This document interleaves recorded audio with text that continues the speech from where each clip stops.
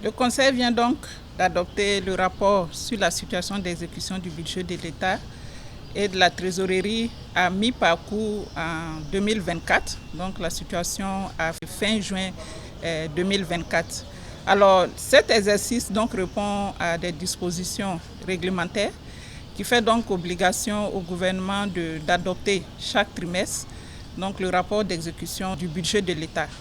Donc on avait déjà adopté le rapport d'exécution pour le premier trimestre et aujourd'hui donc on répond à l'adoption du rapport au second semestre.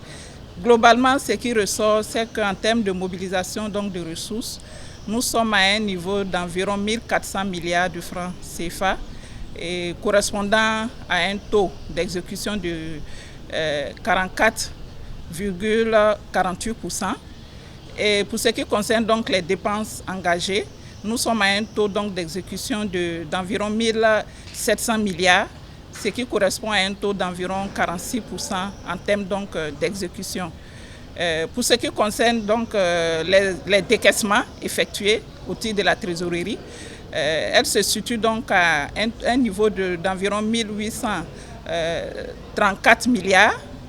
Et pour ce qui concerne donc les encaissements, effectivement aussi au niveau de la trésorerie, nous sommes à un niveau d'environ 1831 milliards de francs CFA. Alors globalement, ce qui ressort, c'est que les niveaux en termes de mobilisation de ressources sont en deçà des prévisions qui avaient été faites.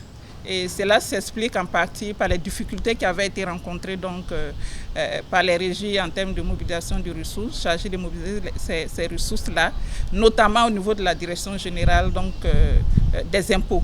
Des dispositions ont été prises depuis la fin du premier trimestre, qui nous a permis aujourd'hui de disponibiliser des infrastructures informatiques qui viendront résorber les difficultés liées au réseau informatique. Et toutes les dispositions sont donc en train d'être prises pour rendre disponible l'infrastructure chargée d'accueillir tout ce matériel informatique, notamment le data center d'une plus grande capacité qui va donc venir répondre à toutes ces insuffisances informatiques que nous avons rencontrées dues aux nombreux chantiers en termes de digitalisation dont la Direction générale des impôts a bénéficié.